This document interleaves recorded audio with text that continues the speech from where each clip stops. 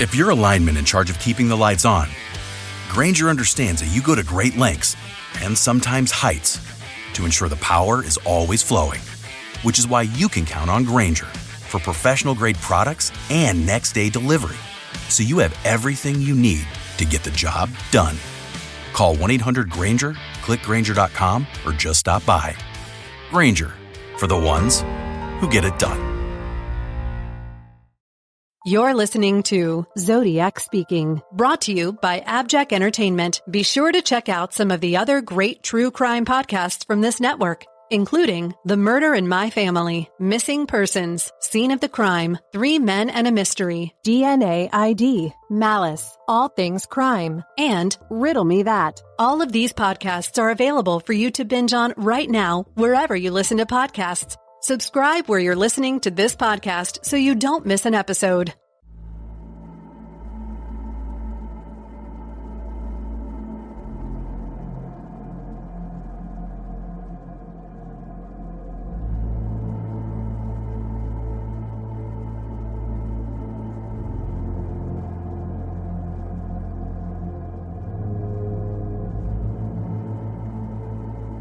This is the Zodiac Speaking.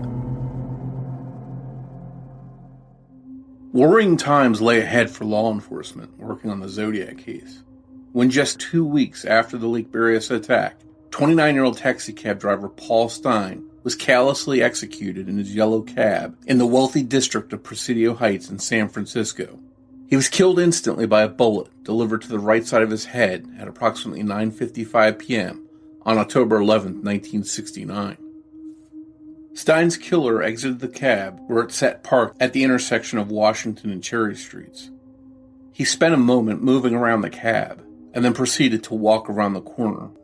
3 teenagers living in a residence across the street from 3898 Washington Street described to a police dispatcher what they believed to be an assault and robbery on the driver of the yellow cab. Having failed to hear a gunshot prior to looking out the upstairs window of their residence, they didn't know that a murder had occurred right in front of their house. When they looked out the window, they caught a glimpse of the man moving around the cab before he walked around the corner. They later described this man as being a white male adult in his early 40s, 5'8" with a heavy build, reddish blonde crew-cut hair, wearing eyeglasses, dark brown trousers, and a dark, possibly navy blue or black parka jacket with dark shoes. Before he fled the scene, the man appeared to the 3 teenagers to be manhandling Paul Stine in the front compartment area of the car. But they didn't realize that the cab driver, Paul Stine, was already dead, and what the killer was doing was securing a grisly souvenir. After a moment, the assailant exited the front passenger side door and appeared to wipe down the door handle, before traveling around the vehicle and performing the same action on the driver's side door of the taxicab. He then headed north up Cherry Street into the night. The startled teenagers quickly called police. But unfortunately, due to a likely error from the police dispatcher who took the call, an APB was issued to officers to be on the lookout for a Negro male adult, a black man. One responding vehicle that night was occupied by officers Donald Falk and Eric Zelms, who were just passing Washington Street on Presidio Avenue in the Presidio Heights district. They responded immediately by traveling west on Jackson Street towards the crime scene. That's when they spotted a white male subject walking on the north side of Jackson Street, approaching the Jackson and Maple Street intersection. According to later accounts by Donald Falk, he slowed down to observe the subject, but upon realizing the individual was a white male adult, he continued onwards towards the intersection of Jackson and Cherry Streets. According to the 2007 Zodiac documentary, he then turned south into Cherry while he bumped into another responding officer that night, Armand Pellicetti, who by this point had arrived and was near the cab. He quickly gave the news to Officer Falk that the description of the suspect had been revised, changed to a white male adult, to which Donald Falk uttered a few expletives, ultimately realizing he may have just passed the suspect moments earlier. After the initial APB was issued, Officers Armand Pellicetti and Frank Pader were fortunately close to the area of the crime scene at Washington and Cherry, and parked their vehicle at the intersection, where they noticed one of the teenagers who had tracked the movements of the perpetrator after he had left the taxicab and headed north up Cherry Street. According to a later interview conducted with the three eyewitnesses, they claimed they attempted to draw Armand Pellisetti's attention to the attacker of Paul Stine, who was approaching the corner of Jackson and Cherry Streets. Seemingly oblivious to what they were saying, Armand Pellisetti ushered the teenagers back across the street to their residence before checking on the stricken taxicab driver, who he concluded had almost certainly died at the scene. It is then he retook the description of the suspect from the three teenagers and realised the error of the initial APB describing a Negro male adult. In the 2007 documentary, he recalled, quote, "It was then I was told it was a white male. I couldn't get to the radio fast enough at that point to let everybody else know. The kids had told me whoever had done this crime had left the cab, went out the door, and seemed to be wiping the cab down and reaching into the cab and ambling or walking down Cherry Street in a northerly direction, kind of towards the Presidio. I walked that way myself. I did not run because there are innumerable alcoves and parked cars, so I went down following every technique I knew so I didn't get my head blown off." According to Armand Pellisetti, it is then he bumped into Officer Donald Fouke at the top of Cherry Street, who was making his way to the crime scene. Eventually, senior investigators, that included Inspectors David Toski and Bill Armstrong, would arrive at the crime scene, noting that the engine was still running and the meter of the taxicab displayed a fair amount of $6.25 at 10:46 p.m. They would also discover that Paul Stine's taxicab keys and wallet were missing from the crime scene and retrieve a 9mm shell casing from the front passenger floorboard of the yellow cab. A prominent bloody fingerprint was also noted on the dividing panel between the driver's side and rear passenger door. Paul Stine, having been pulled into the position shown by crime scene photographs by responding medical personnel at 10:10 p.m, had received one fatal shot to the right side of his head. Copious blood pooling immersed the front passenger footwell of the yellow cab, indicating this was the position of Paul Stine's head when he was initially found by Officer Armand Pellisetti, before being pulled by the ambulance crew into the position we have all become familiar with in the photographs, so as to check the vital signs of Paul Stine and hopefully offer treatment. Sadly, it was far too late for Paul Stine, who had likely died the instant the shot was delivered from the rear of the taxicab, estimated at 9:55 p.m. in the police report. Inspector Craik organised specialised dog units to make a sweep of the nearby Presidio Park that ran adjacent to Jackson Street, with the assistance of the military police headquarters of the San Francisco Presidio and accompanied by spotlight fire trucks. The subsequent search of the park came up empty-handed, much to the amusement of the Zodiac Killer, who would mock the police in a letter just 2 days later. Investigators would use the taxicab meter reading to calculate the likely location the killer entered the taxicab of Paul Stine, believed to be somewhere close to the Mason and Geary intersection by Union Square. Paul Stine, who resided at 1842 Fell Street, San Francisco, with his wife, had arrived for work earlier that evening at the Yellow Cab Company at approximately 8:45 p.m., taking a fare from Pier 64 to the San Francisco Air Terminal. After dropping off this fare at the airport, his most likely route thereafter was U.S. Route 101, taking him back to the busy theater district of Union Square, where patrons would have been emptying the many establishments that littered this area, an area Paul Stine probably felt he was likely to pick up an unscheduled fare. It was at this point that Leroy Sweet, the assistant traffic manager of the Yellow Cab Company, instructed Paul Stine of a regular pickup at 500 9th Avenue on the western fringe of San Francisco. This was the last contact with Paul Stine. 12 to 13 minutes later, he would be discovered lifeless, slumped across the passenger seat of his Ford Galaxy taxicab in the affluent area of Presidio Heights. Nobody had an inkling this crime had anything to do with the Zodiac Killer, responsible for the Bay Area attacks in Benicia and Vallejo, or the Lake Berryessa attack 2 weeks earlier.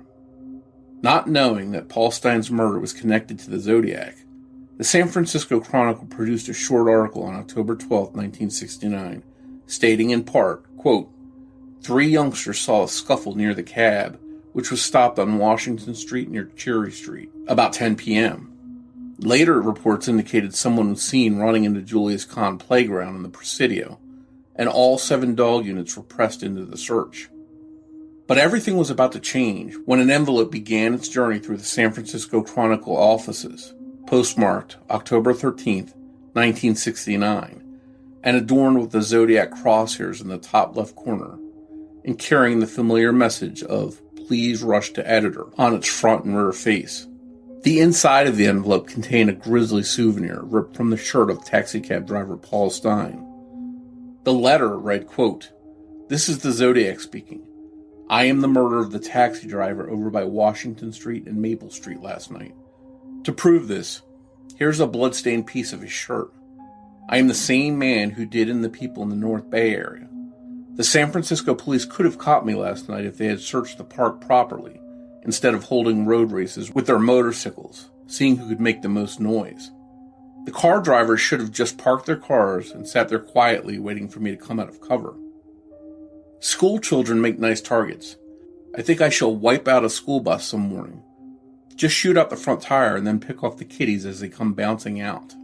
Despite Paul Stine's body being discovered in his cab close to the intersection of Washington and Cherry Streets, with the San Francisco Chronicle on October 12, 1969 confirming this, the Zodiac Killer began his letter insisting he was, quote, "the murderer of the taxi driver over by Washington Street and Maple Street last night."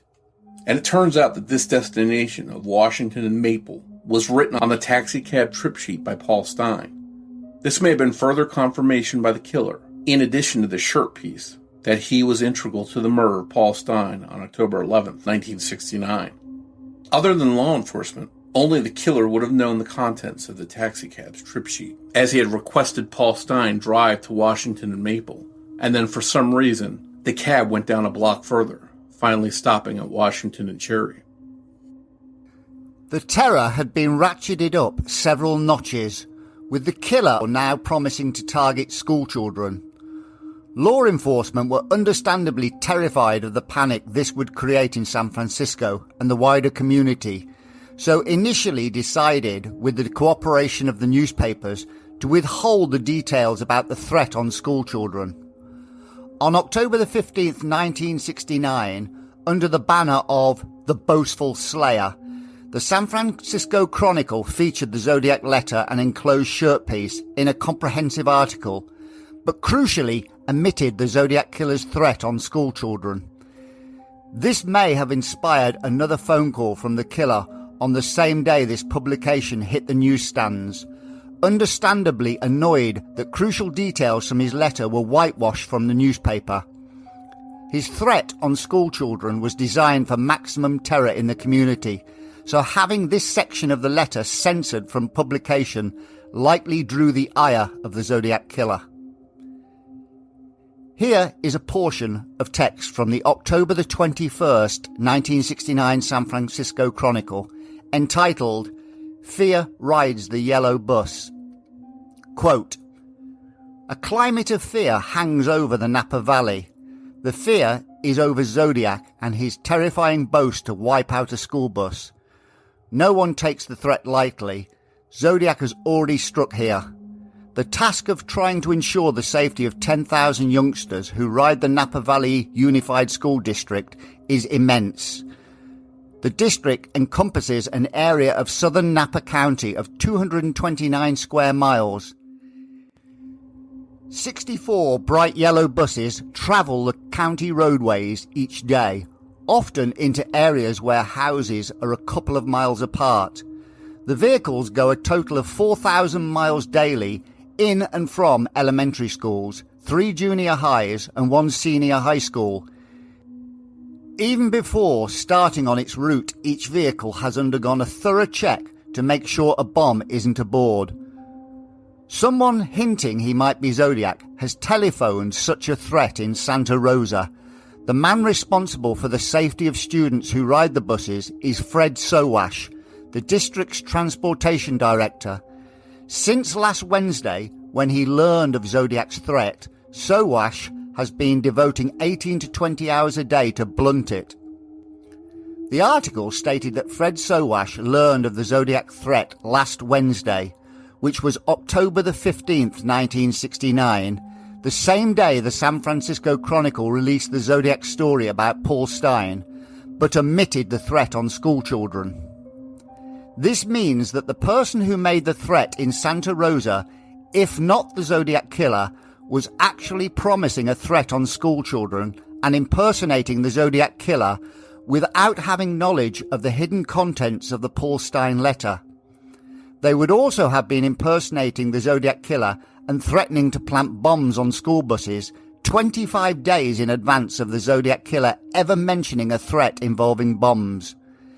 These important details were also noticed by an excellent Zodiac researcher by the forum name of Druza, who posted about this on the ZodiacKillersite.com forum. If the dates of Fred Sowash are correct, the telephone threat in Santa Rosa had to be originated from the Zodiac Killer, annoyed that his threats on schoolchildren were withheld from the San Francisco Chronicle. 2 days later, on October the 17th, 1969, the full details of the Paul Stine letter were released in the newspapers. His threat may have swayed law enforcement to backpedal their original decision. Reports then filtered through of another alarming occurrence in Santa Rosa when on October the 17th, 1969, KRON news footage featured an interview with a school bus driver who claimed that someone fired a shot at a school bus she was driving.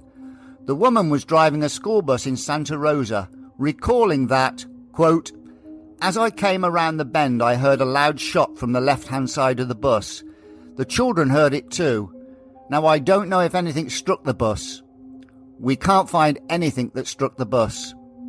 Two threats involving Santa Rosa and school buses within 2 days of one another certainly deserves closer scrutiny, bearing in mind the first threat was delivered in advance of the Paul Stine letter on schoolchildren being published in any newspaper. In the days and weeks after the arrival of the October 13th, 1969 letter, school children and school buses became the focus of increased patrols, with police vehicles trailing buses as they headed to and from school. There were onboard security officers accompanying the children as they traveled.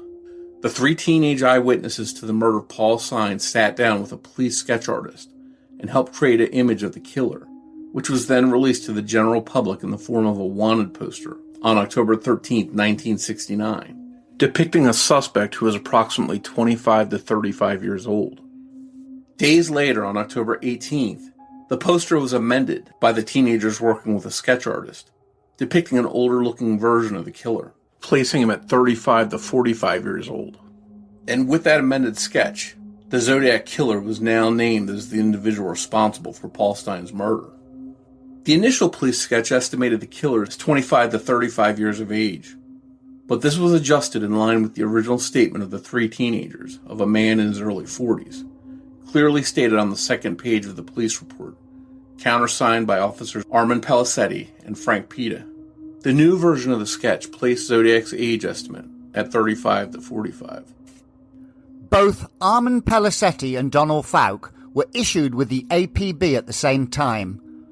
Officer Donald Fouke's journey time from the intersection of Presidio Avenue and Washington Street to the intersection of Jackson and Maple was approximately 1 minute, where he described a white male subject walking on the north side of Jackson, last seen heading north on Maple towards the Presidio Park, as described in his November the 12th, 1969 Interdepartmental Memorandum.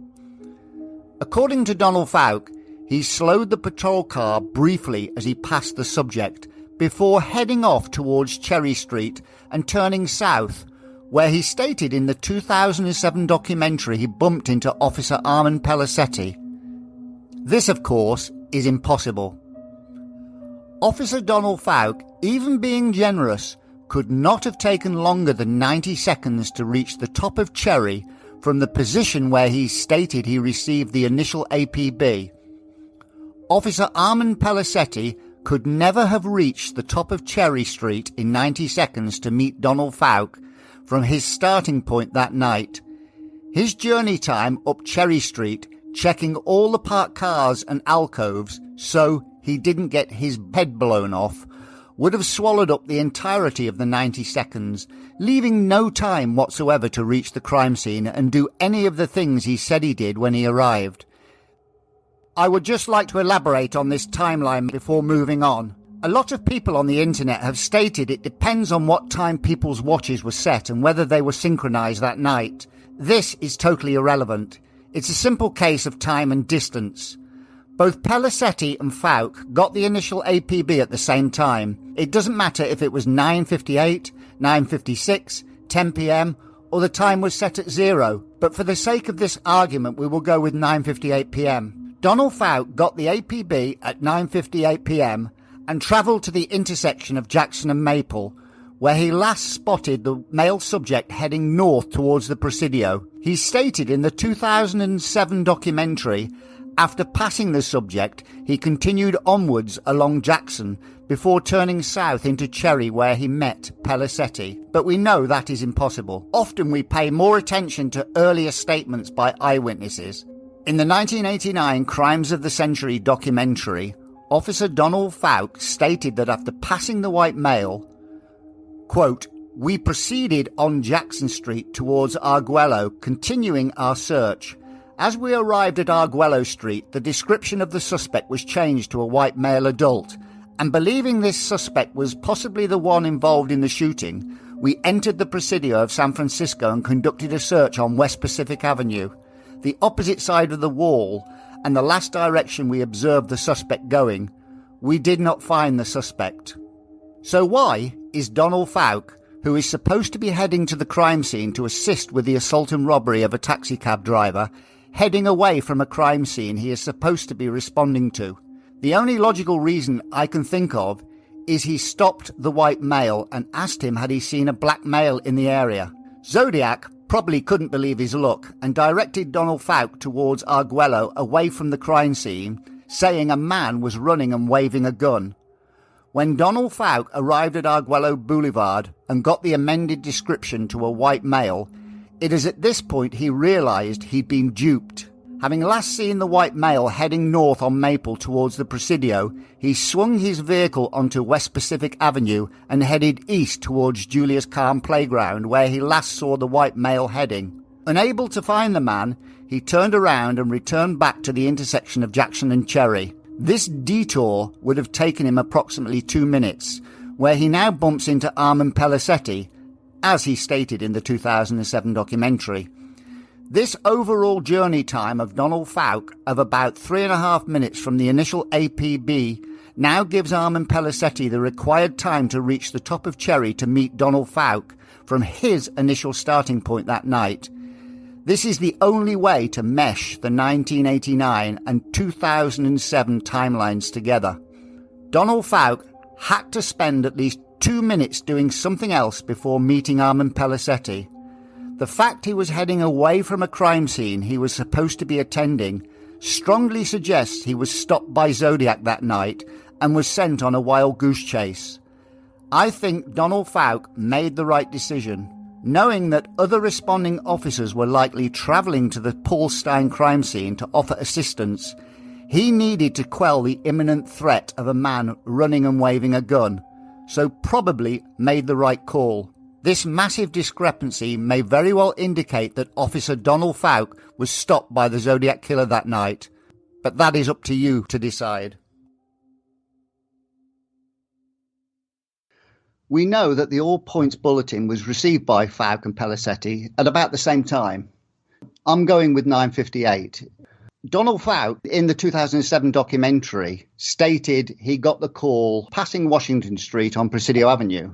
I've checked on Google Maps. It takes about 1 minute to go from his initial APB point to the corner of Jackson and Maple, where he spots the Zodiac. So if he started at 9:58, it's now going to be 9:59 when he sees the Zodiac at Jackson and Maple, last seen heading to the park north on Maple in the interdepartmental memorandum. So it's 9:59. We know the journey time from the taxi cab is approximately 3 minutes, because even Zodiac said that in the bus bomb letter. It's 1 minute to walk up Cherry, and it's about 2 minutes to walk from Jackson and Cherry to Jackson and Maple. That's 3 minutes. So if Donald Fouke is spotting Zodiac at 9:59, Zodiac must have left the cab at 9:56. Now that makes sense because the attack was in the police report at 9:55, and we know Zodiac was spotted in the front of the cab. That's not necessarily the time he was shot, but the first time they saw him. That was 9:55. He went in the front of the cab, he cleaned it down, he took a shirt piece, he took the keys and wallet, he wiped down the exterior doors, he tried to upright Stine according to the teenagers, and then he left. This would have been about a minute. So we know he left the cab at 9:56. He would then have been at the top of Jackson and Cherry at 9:57. If you think about it, how can the teenagers were pointing out to Pelisetti the Zodiac approaching the top of Jackson and Cherry, but he's there at 9:57, and Pelisetti doesn't even get the radio call till 9:58, and he still has to get to the crime scene. So immediately, within about 1 minute, we're 2 minutes out in the timeline. If we switch it round and say, Armand Pelisetti also got the call at 9:58. Let's say it takes him 45 seconds to arrive to the crime scene. He parks up at the intersection. He gets out and he walks over to, I think, and trying to point out Zodiac at the top. Say that little bit there takes about 15 seconds. That's a minute elapsed since he got the first APB. So that's now 9:59. He's getting Zodiac pointed out to him at the top of Jackson and Cherry at 9:59. But we know that Donald Fouke at the other end of Jackson, at Jackson and Maple, saw the Zodiac at 9:59 also. So we've got a Zodiac at two ends of that stretch of Jackson at the same time, 9:59. 1 minute after the APB, we've got a 2 minute discrepancy immediately. And that doesn't make any sense. One of these versions is incorrect. There's been a lot of confusion surrounding this event over the years, and starting with Zodiac walking away from the cab, we know, according to Fouke, he saw someone that matched the description by the kids that saw Zodiac from the window. Their stories on the ground, though, sort of change, and anyone that watches that 2007 documentary will know that something is not right. Either Pelisetti's not being accurate or Donald Fouke wasn't being accurate. There's definitely something going on. Their stories don't quite jibe, and the way they both recount that night, they don't gel, like you're mentioning. You know, you have Pelisetti saying Fouke rolled up to the scene and he told him about the corrected description, and Fouke was like, oh, some expletive, we could have stopped him. We just saw him down the road. But, you know, there's been a little bit of talk whether that really was a conversation that happened that night. And I think we have to wonder, is someone deliberately changing their story, or are they misremembering it? One big thing was that the Zodiac wrote one of his letters that he was stopped by the police, and they asked him, did you see anyone in the area? And he said, yeah, I saw a man running down the street with a gun, and he sent them on their way to go chasing him. Well, according to Donald Fouke, that never happened. And his partner Zelms was killed in a shootout at some point later on, so he's not around to back up any of Fouke's story. But there's always been a little bit of speculation that, are these stories changing because Zodiac really was stopped by the police, and when the superiors found that out, they concocted some kind of cover-up because they didn't want the public to know that they had let the killer go after speaking to him. And that might account for the stories not fully gelling, because they might be some kind of backstories that were set up and there's not a full truth there. Donald Fouke has changed his story many times, as far as I'm concerned. I mean, I can't see any way that he didn't stop the Zodiac, because, like I said in the intro, he's heading away from a crime scene.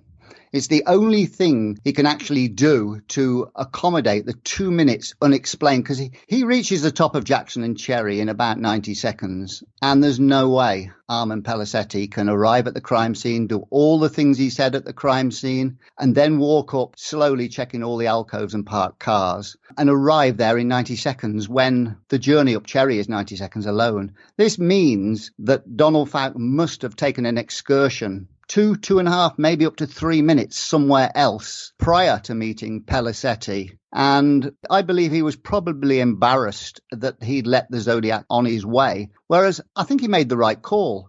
If Zodiac sold him a lie that there was a guy running and waving a gun, he's got to weigh up whether it's more important to go to the crime scene to attend an assault and robbery he knows other people are going, or to actually address the imminent threat of a man waving a gun. And I think if he'd admitted this originally and said, yes, I did go away from the crime scene originally, nobody would have blamed him for it. But I think he's buried himself into a lie over all these years. Can't say for certain, but the timeline tells me his statements are completely incorrect. We know all the details of that night. Someone is either wrong or lying somewhere along the way because they just don't gel. And that's unfortunate.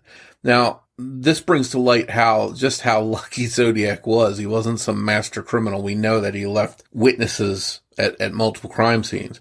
And then here he's witnessed again. And here he has the police on his tail within 2 minutes of shooting Paul Stine. And he could have easily been apprehended had it not been for an error of the suspect being described as a black man. And they're looking for a black man, and here's this white guy with a crew cut and glasses walking down the thing. In their minds, you have to put yourself in their shoes, they're looking for someone else.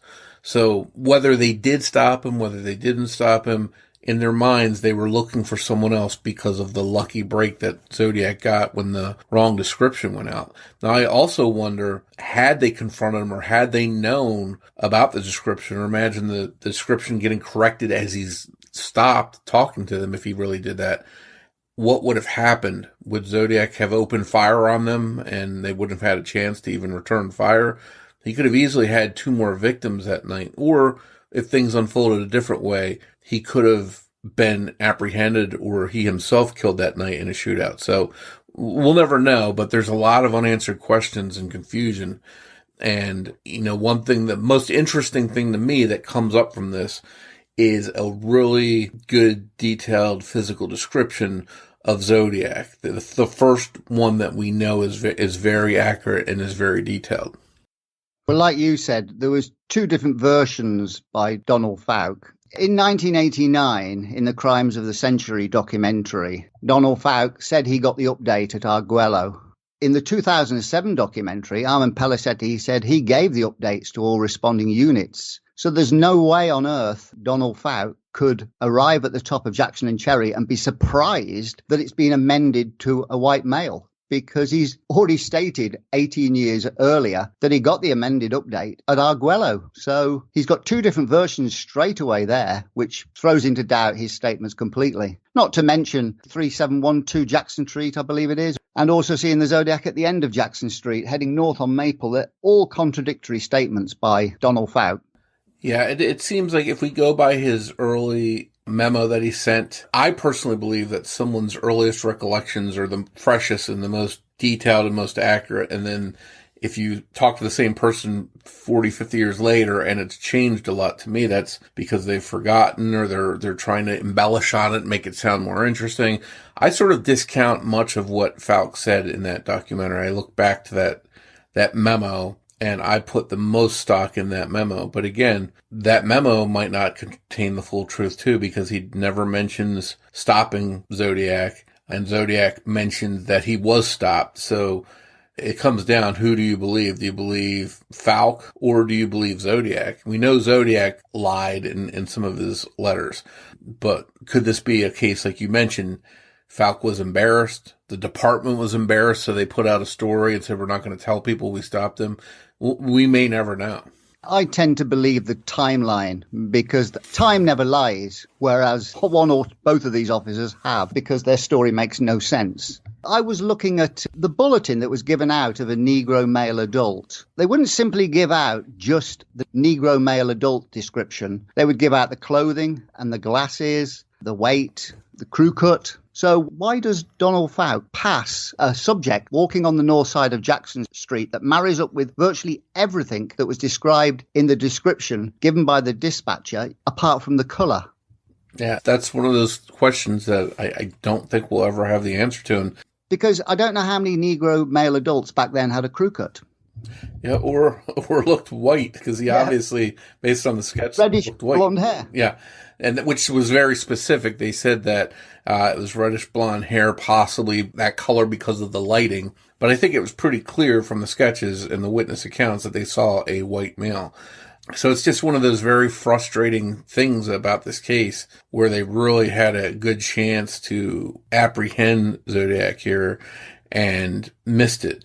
But again, to me, the most important thing to come out of this is the composite sketches, because that to me is the best, most accurate description that they have to this point. There's so many questions surrounding the sketch. You know, we've heard different things about it, why they changed it, and it didn't look old enough. And there's been questions. Did Donald Falk have any say about the composite sketch? Did he give any kind of description? And one way or another, the police feel confident in that sketch, and that's why it's stuck around for 50 years. That's why it's all over the internet, because they felt comfortable that maybe despite a slight age discrepancy, first he's described as 25 to 35, and then later it's adjusted to 35 to 45.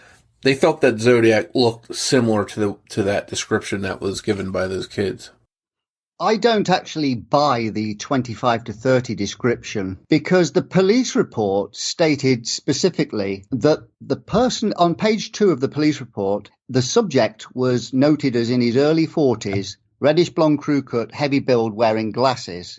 But what the police report also stated was the subject was last seen walking from Washington Street up Cherry. And we know the only eyewitnesses that could possibly have seen the suspect before he exited Cherry would have been the 3 teenagers. So the description of a guy in his early 40s in the police report had to derive from the 3 teenagers. And we know that Donald Falk had no input whatsoever into the sketches on the 13th and 18th, because if we believe anything he says in the 2007 documentary, he stated that when the sketch came out in the Richmond police station about a month after, it looked somewhat similar to the man he had seen, but it was a little older and heavier. But that isn't the wording of a man who had any input into the original sketches. And since, like I said, the guy was last seen heading away from the crime scene up Cherry, that police report had to have only come from the 3 teenagers. And they described a guy in his early 40s. They would have given this description the following day, and it would have been drawn up and released on the 13th. I can't believe for a second in 24 hours they switched from a guy in his early 40s to suddenly describing the guy as 25 to 30. My guess is they sat down, they described the nose, the hair, the features of the guy, and when the sketch was produced by the sketch artist, they believed the sketch looked a little bit younger.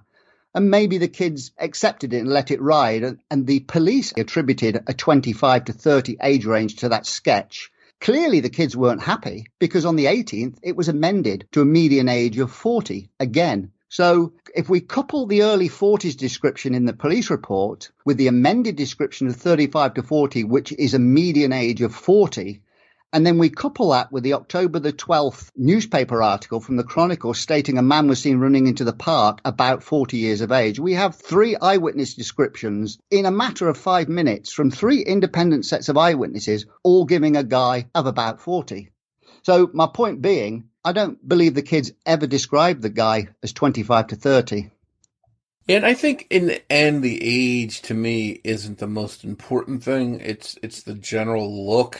That we've got those distinct glasses. We've got some things you can look at. The hairline changed from one sketch to the other. So maybe they said, hey, I remember his hair being a little bit different as far as the hairline, but which is interesting because they changed the hairline to the description Donald Falk gives in the 2007 documentary of a widow's peak hairline. So that's one key thing that changes. But the sketch overall, the face to me, the face looks the same. So whether that person's 25, 45, or somewhere in between, I think it's safe to say that Zodiac looked similar to that sketch, however old he actually was.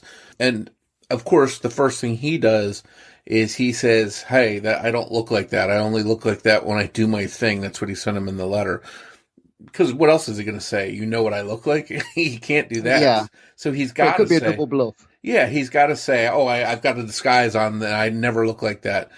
So I think it's safe to say that he looked similar to that sketch. And it's worth pointing out that after that night, there's never another confirmed Zodiac crime, another confirmed Zodiac sighting at a crime. So it could be that he just got scared and said, you know what? I was almost caught, and now I'm done, and I'm going to kill people secretly, or I'm just going to take credit for killing people and keep taunting the police. But one way or another, he was never confirmed to have struck again after that or been seen after that. So you can argue why that was. Did it have something to do with him being witnessed? Do you have much belief in the sketch? Do you think it's just a generic sketch that can match anybody, and therefore comparing people or suspects to this sketch is an irrelevance? There was, in that area back in the 60s during the time frame in San Francisco, in parts of San Francisco, you were either like a hippie with long hair and beards and stuff like that, or you were one of the quote unquote establishment military types, the clean cut people. And I think based on the appearance anyway, he fit into that crowd to where he looked clean cut. He didn't look like a hippie type. So I think, again, that fit a part of the population. And I think you could make the case for, we've seen a million composites. Here's my suspect. He's wearing glasses. It's him. And we can sort of do side by sides all day against that. And sometimes they look a lot like him. Sometimes they don't. People are just trying to force it to look like it. It is a general description of a guy with glasses, and depending on which hairline you think he had, possibly a receding hairline, a widow's peak. I think he looked something like that. It's much harder for like a hippie with a beard, a mustache, and long hair to try and make himself look like than a short-haired guy. He could make himself look like a hippie much easier with a wig and a fake beard. So I think if Zodiac was going out and wanted to alter his appearance and put on a disguise, I think it would be much easier for him to make himself look like a hippie than a hippie look like a guy that was clean cut and had short hair, because you can't fake a crew cut. It is what it is. So, I think we were looking for someone that on that date had a short hairstyle and glasses and wasn't a hippie type.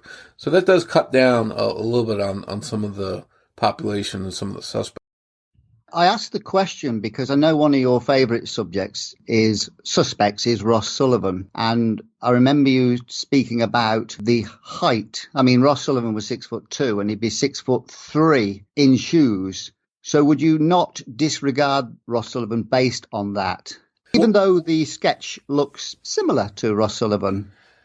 Here's my issue with the height of any suspect, my own favorite suspects or anyone else's favorite suspects. The height, to me, is the most inaccurate thing in this case, or the thing that has the potential to be inaccurate. Because, again, if we look at the people that saw Zodiac, we've got Mike Migeot sitting down in a car while Zodiac's standing up outside. He's got a light in his eyes. How great was he at determining height? We've got Brian Hartnell, who was 6'5", if I remember correctly. And he said he was a poor judge of height by his own admission. We've got the kids that saw Zodiac at Washington and Cherry, but they were 100 feet across the street up on a window, elevated. How can they accurately determine height? So to me, the height has always been the thing I throw out most of the time. I don't care if the person seems shorter or heavier or taller, I should say. The height has been the least important thing to me. But from all accounts, what we can say physically about Zodiac all the way around was that he was heavy or stocky or barrel-chested, had some degree of weight to him. And even Ken Narlow said that he was confident Zodiac was over 200 pounds. So to me, that's the one thing that I always look at in a suspect. If you show me someone like Earl Van Best, he's like 130 pounds soaking wet. He's like a teenage girl. So to me, if the person doesn't have some kind of weight or some kind of heaviness or solidness to him, that's more important to me than any suspect's height. The reason I bring it up is because imagine this scenario, this hypothetical scenario. Donald Fouke is driving along and he says, well, I'm a good police officer. I'm in this vehicle all the time and I see suspects on a regular basis. And in my opinion, I think the suspect was about 6'3". And then the teenagers got together and they said, well, we've got parents, we've got friends who come around the house. And looking at the guy by the taxi cab, we have come to the conclusion he's about 6'3". My question would be to you in this instance, what would you say then? I'd still be suspicious of the height. But that would be arguing against your own point, wouldn't it? Well, in a sense, again, as far as a suspect that I have, someone I'm interested in as a suspect, and the height, that would be different. If I have a 6'3" height suspect, then sure, that seems to match up with them. But again, I don't get hung up on the height because I just think that's the most possibly inaccurate thing. I think if you say, what did the guy look like? All right, he had glasses, he was stocky, he had a widow's peak hairline. Those are things we can sort of tell just by looking at someone's face. But the height, are we standing on level ground with them? Am I standing next to him? If I'm 6 foot tall and he's standing next to me and is a couple inches taller than me, then I might guess he's 6'2". If he's a couple inches shorter than me, I might guess he's 5'10". But again, these witnesses are all seated or elevated. They're not level in a position to judge, except for Brian Hartnell. He himself was extremely tall and said he was a poor judge of height. So I think, to me, I sort of throw out the height all the way across the board. If Zodiac was identified tomorrow and someone told me he was 5'8" or 5'10" or 6'2", it would not surprise me in any one direction. But I do think that no matter what, Zodiac was on the heavy to stocky side. So I put more into that than I do any height. Well, it's funny you should say that because Earl Van Best, which Gary Stewart puts next to the sketch as evidence that there's similar features between his suspect and the Zodiac sketch. And we know that a lot of people argue that Ross Sullivan looks like the sketch, but Earl Van Best and Ross Sullivan look nothing like each other, do they? Which gives rise to the notion that this is just a very generic sketch that you can match virtually anybody to. Well, and to your point, that's one thing that is true. If they've got glasses, throw them up there, But if you look at both hairlines on the sketch, and again, I'm assuming that one of those hairlines was close, you put it up against somebody like Earl Van Best, he's got male pattern baldness.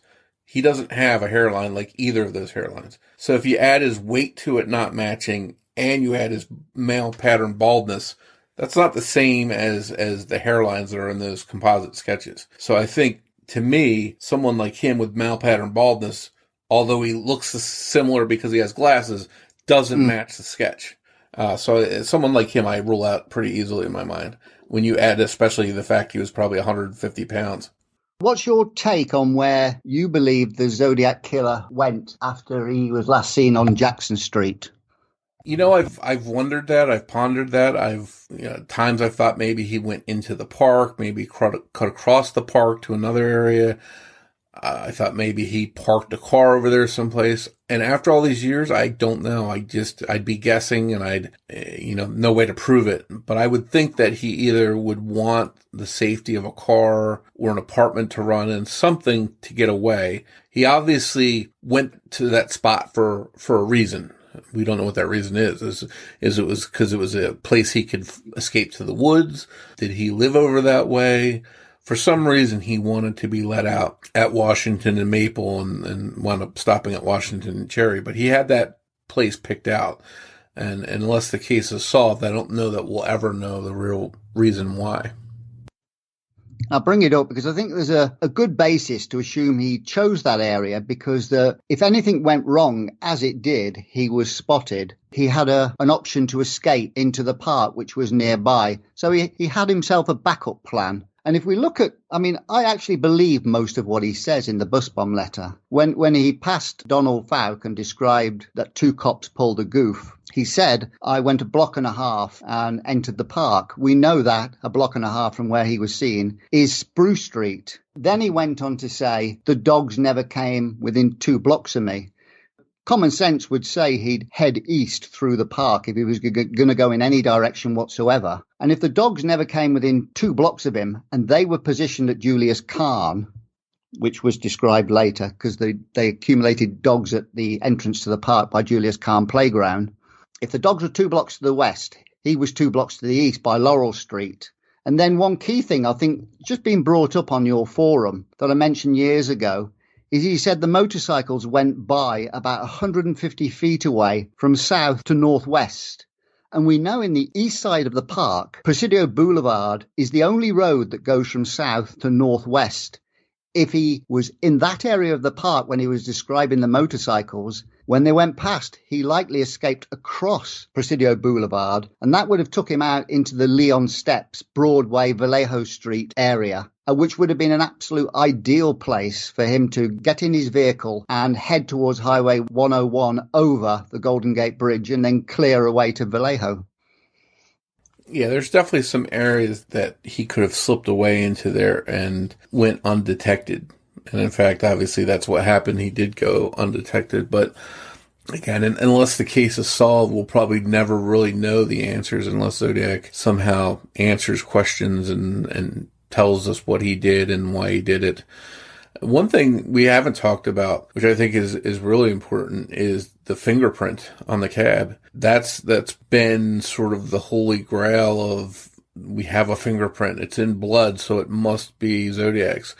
And that has ruled out a lot of suspects. I think it's ruled out by last count over 2,500 suspects. So that's pretty big. And if that's accurate, then we can say that whoever Zodiac was, if that's his print, we might be able to match it someday. But I always wonder, is it possible that somehow, some way, first responder, a police officer, someone, crime lab person, somehow was handling Paul Stine's body and got blood on him and then touched the cab, and resulting in that print? Obviously, that would be a false print in that situation.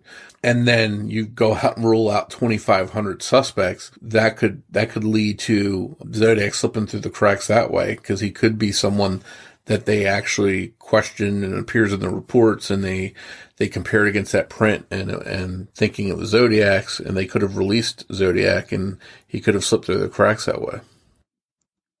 Well, when Pelisetti arrived at the crime scene, he stated that he saw that fingerprint on the dividing panel between the driver's side door and the rear passenger door the moment he got to the crime scene. In response to that, I remember him saying, and again, this is in the documentary, so I have to give it a grain of salt because it was so long after, and then we've got the changing stories that night. I remember him saying that as he got there, the kids were literally walking across the street towards the cab, and he had to stop them and tell them to go back. So in that situation, if what he's saying is accurate, then we have to assume that bloody print is Zodiac's. But again, I go back to, there's so much misinformation that night. There's so many changing stories. I don't know what to believe that night, and what parts are true and what parts are not. So I don't fully believe Pelisetti. But at the same time, I have to tend to think that would be the best evidence, if there is evidence, to rule someone in or out. So I hope, for the sake of the case, that the people they ruled out were ruled out properly, because that is Zodiac's real fingerprint. I believe the fingerprint on the dividing panel by the driver's side door is the Zodiac's. I don't see any reason why responding personnel who are attending to Paul Stine need to go round daubing fingerprints on the dividing panel. They're attending to Paul Stine on the passenger side, and then they declared him dead at 10:10.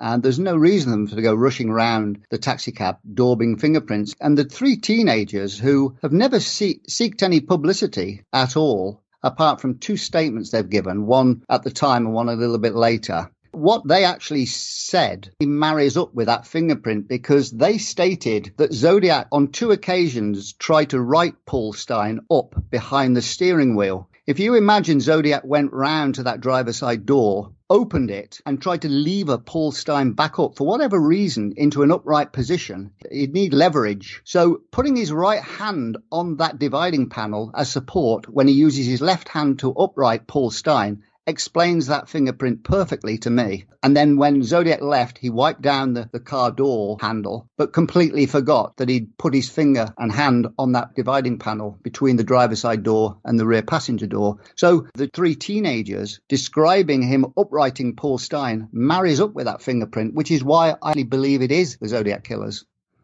Yeah, and I tend to think that it's his. Again, all things considered, assuming that Pelisetti's not lying for whatever reason, not embellishing a story or not changing a story.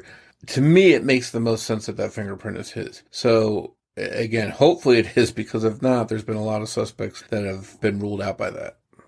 There are people who are, without saying any names, I've heard state that they believe that fingerprint on the car door in blood ruled out people like Arthur Lee Allen. And this is evidence that Arthur Lee Allen wasn't the Zodiac Killer. But once they got their own suspect, they started pouring huge doubt on this fingerprint. In other words, because they know this fingerprint can rule, because it's a partial fingerprint, it can rule out suspects. It can't definitively identify a suspect. But once they know the fingerprints of their suspect are on file, suddenly they start rubbishing these fingerprints for nefarious reasons because they know they want to keep their suspect in the frame. And I think that is one of the worst parts of the Zodiac scene, when people change their opinions because they've got a suspect. I agree, and it's human nature to want to be right about things. If you have someone that you've poured time in and spent hours and hours researching and putting together something, your brain wants to be right. And it makes sense to that person. But if you go with someone like Arthur Lee Allen as a prime example, you'll get people bending the truth, when in reality his prints do not match any evidence. The palm print found on one of the letters does not match his palm print.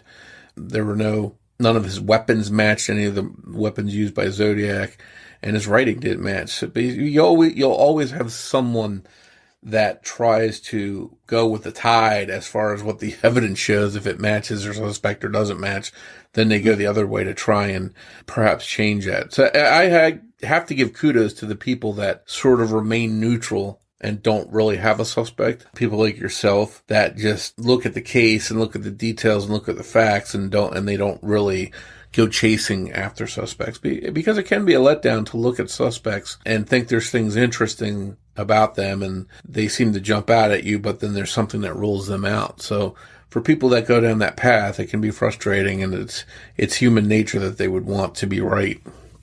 It is difficult to look at crime scenes and letters without looking through the lens of your suspect, and this is what can often change people's opinion. They start with a conclusion and then work their way backwards towards that conclusion, rather than just letting the evidence lead them. Yeah, and that leads to a lot of people coming forward saying their father was the Zodiac, their uncle was the Zodiac, and you and I have seen hundreds of people accused of being Zodiac, and the one thing we know is they can't all be right. So what's your opinion on the Zodiac stating that he killed the taxicab driver over by Washington and Maple? Do you believe there's a possibility that because the three teenagers never heard a gunshot, that the Zodiac killed Paul Stine one block earlier? Well, that's an interesting observation. I think had he done that would be pretty risky. The car would be rolling. Now, we could possibly say that somehow Zodiac was able to reach over and grab onto the shifter and put it in the park after it coasted a ways. But I also, again, as someone who has shot plenty of handguns, I'm literally trying to see in my mind as we're talking, if I think you would hear that gunshot from that far away. Again, Zodiac sealed in a car with a gunshot. They're in their house across the street inside. I don't know that they would have heard it, especially if they're carrying on. They were having a party that night, I think. So if they're talking, they're playing music, whatever teenagers are doing, I'm not 100% sure they would have heard it. Now, had it been on their front porch or right outside their house, that might be a different story. But across the street, inside a car with the doors shut, I don't know that they would have heard it. They may have heard something, but not recognized it as a gunshot. So that probably drew them to the window in the first place. And there you go. That's something brought them to that window to look down there in the first place. So maybe it was, they heard something, didn't know it was a gunshot necessarily, but looked out there and then they saw what they saw. So I remember in the movie, it depicted Paul Stine being shot, and then he fell over immediately to the right-hand side, and his head was discovered by Pelisetti in the footwell, which is where the greatest pooling of blood was found. But if you look at his shirt, there is extensive marking on his shirt down the left side and the right side, not quite as far down the right side of his shirt, but not far away compared to the left-hand side, which suggests to me that he couldn't have fell over immediately into the footwell, because gravity would affect the flow of blood and it couldn't fall upwards, which suggests to me he was in an upright position for at least a considerable amount of time to put that pattern onto the shirt, which made me interested when the three teenagers stated they tried to upright the Zodiac Killer, because that would have allowed the blood to pull down his shirt for an extra amount of time to produce that pattern on the shirt in the first place. It's definitely possible. And I think one other clue about the street, he doesn't say I'm the killer of the cab driver over by Washington and Cherry. It's Washington and Maple. So maybe he doesn't know that area well, and he's got Washington and Maple picked out. Maybe he didn't even realize the name of the street. You know, if he didn't go back and look at it or didn't read Cherry specifically in the newspaper, he may not have realized that it was Cherry Street where he actually wound up at. Then again, maybe he's pointing out something about Maple. Maybe he's trying to point towards Maple as a clue somehow. That's why he's saying Washington and Maple, even though the cab was found in Washington and Cherry. And again, unless the case is solved, we might not ever know. The Chronicle article clearly stated that the cab was at Washington and Cherry, so if he didn't know the area, he could easily have just copied what was in the newspaper. But the fact he said Washington and Maple, I was wondering whether it was just further corroboration he was the killer, because Washington and Maple was supposed to be found on the trip sheet, and that's an uncanny coincidence that he says, I murdered the taxicab driver over by Washington and Maple, when the trip sheet had Washington and Maple on it. So maybe it was just further evidence he was the killer in combination with the shirt piece. Yeah, definitely, because I don't think anyone else would know that. So it's very possible that he brings it up because of that. What is your take on I've written it down here, parenchymal hemorrhages in Paul Stine's lungs, which are usually received in road accidents when your chest strikes the steering wheel, which led me to believe that the Zodiac stuck his gun on Paul Stine several blocks earlier, and maybe Paul Stine braked severely to try and disarm the Zodiac Killer, and in doing so struck his chest on the steering wheel, and he had a dark mark on the dorsal side of his left hand that may have struck part of the cab in front of him, causing those two injuries. If Paul Stine had a gun against him earlier or further back before he got to that point, and he did what you mentioned, he tried to slam on the brakes perhaps to get the gun out of Zodiac's hand or whatever, I think if that was the case personally, he probably would have tried to draw attention to himself or swerved or did something where it was more populated than instead of waiting till he got down in a quiet, dark street where there was not bound to be people around. So I think he probably would have tried to do some kind of maneuver where it was more crowded. I think it's possible that when he was shot, perhaps he violently flew forward, because I think when you're shot, your body just has the potential to jump very hard. He may have smashed his chest on that steering wheel after he was shot. And again, I'm not a medical examiner. I'm not an expert with those kind of injuries. It's just a possibility that I see. Because there's no evidence of skid marks at the crime scene. I'm just wondering whether they went back to any previous intersections to see if there was any skid marks and whether Paul Stine took any evasive action, which may have shed further light on the murder. But I'm not aware that they did any of that.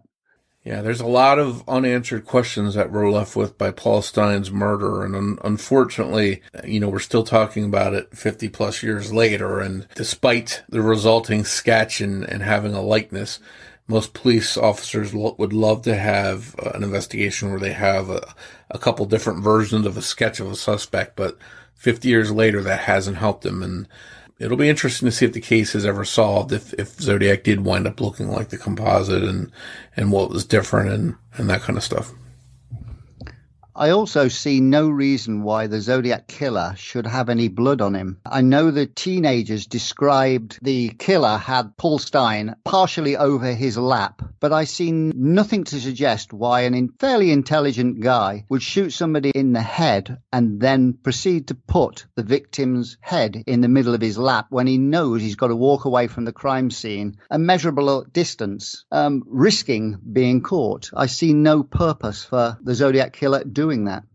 Yeah, unless perhaps he didn't plan out what he was going to do, or maybe something scared him, or he, in haste to get out of there, maybe he didn't carry through with his precautions of leaving blood off himself. Again, we go back to the fingerprint. I'm sure he didn't want to leave a fingerprint either, but if that is his bloody fingerprint, we know that he is capable of making mistakes. So it could just be one more with getting blood on himself. Thanks again for joining us for this episode of Zodiac Speaking. Please make sure you're subscribed to the show wherever you listen to podcasts so you don't miss an episode. New episodes of Zodiac Speaking will air every other Saturday. If you want to follow or interact with us on social media, we'd love to hear from you. You can find Zodiac Speaking on Twitter with the handle @PodcastZodiac. Or you can search Facebook for Zodiac Speaking Podcast. And don't forget, you can get plenty of Zodiac details 24/7 by visiting my site, zodiacciphers.com, or by going to Mike's site at zodiackillersite.com. We'd like to take a moment to thank all the people that have reached out to Rich and I to say congrats on starting Zodiac Speaking, or to compliment us on the podcast or the material we've covered so far.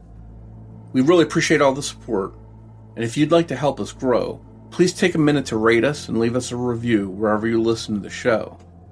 You can also recommend Zodiac Speaking to your friends.